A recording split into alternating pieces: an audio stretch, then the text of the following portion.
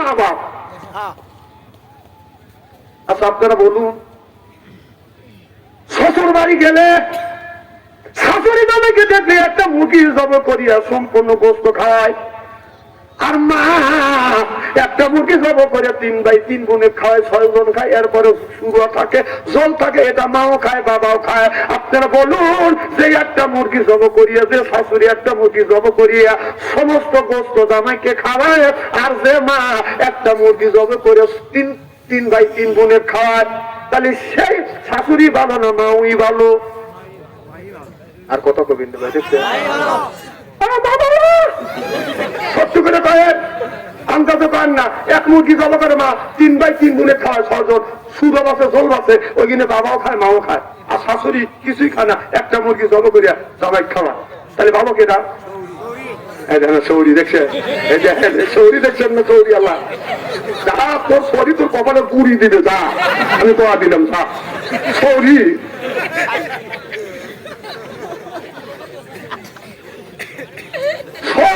তোমাকে একটা মুরগি জব করে খায়, আর মানে তার স্বার্থ আছে, ওর মেয়ে আছে তোর করে, পাম দিচ্ছে, একটা মুরগি খাওয়া না মানে তো পাম দিচ্ছে, যে যারা জামাই জন্য মেয়ে ভালোবাসে। কথা তো সৌরি, আমি কথা দিলাম তুই সৌরি আপনি মার খাবি, যা।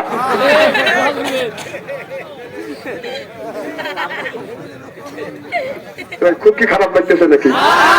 আখিরে মোনাজাত পর্যন্ত আসান্তে ইনশাআল্লাহ।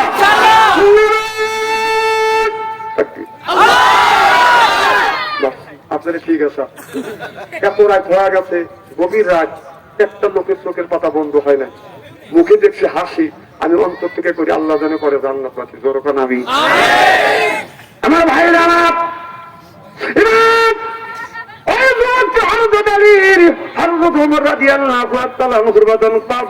দেখে বলি আমিরুল মুমিনিন, মা থেকে আমাকে বঞ্চিত করেন না, আমার মা থেকে বঞ্চিত করেন না।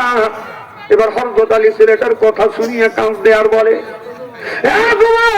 তোমার মা যখন তোমাকে অস্বীকার করতেছে, তোমাকে মা বলে সন্তান বলে মানে না, স্বীকার করে না, যুবক আজকের থেকে আমি তোমার বাবা হইলাম। সুবহানাল্লাহ, আজকের থেকে আমি তোমার বাবা হইলাম, তুমি চিন্তা করো না। মারামারি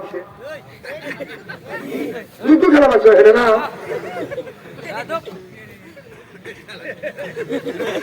ভালো সেক্রেটারি ঠান্ডা হয়ে গেছে, তোমরা করে আমাদের ভবিষ্যৎ তোমরা এরকম করবে। আমিন কর। কত কি বলতেছিলাম, আমার এই কথা তো তোমার কানের মধ্যে যাবেন না, এত একটা ইম্পর্টেন্ট কথা বলতেছি, খুব কি খারাপ লাগতেছে নাকি? মা খাবার তো সরকার আজকের থেকে তোমার মা তোমাকে মা বলেছি, সন্তান বলে স্বীকার করেন, আজকের থেকে আমি তোমার বাবা হইলাম। সুবহানাল্লাহ, দেখে ভালো হুজুর, আজকের থেকে যদি আপনি আমার বাবা হন, হযরত ফাতেমা আমার কে পায়, তোমার মা হাসান হোসেন কি হবে পায়, তোমার ভাই বিশ্ব নবী আমার কি হবে পায়, তোমার নানা।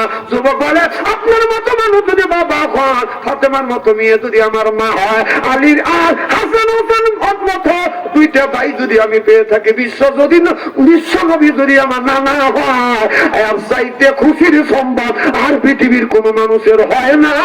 সিল্লাকান আল্লাহু আকবার। উপস্থিত জনগণ হাসে, মেয়েটাও হাসে, আলী কয় আসামি ধরা পড়ছে। সুবহানাল্লাহ, সব কয় যে সব হাসে, মেয়েটাও হাসে, আলী কয় আসামি ধরা পড়ছে। ওর আমি বুঝলাম না, আসামি ধরা পড়ে গেছে কিভাবে, কাজ দেখেন আমি কি। এবার হযরত আলী বললেন, ও মহল্লার মানুষ, ও গো মহিলা, যেই ছেলেটা আজকের থেকে আমার বাবা আমার সন্তান হলো, আজকের থেকে ছেলেটাকে আপনার সন্তান, আপনার পরিবারের সন্তান, আপনার ছেলে আপনার পরিবারের মানুষ।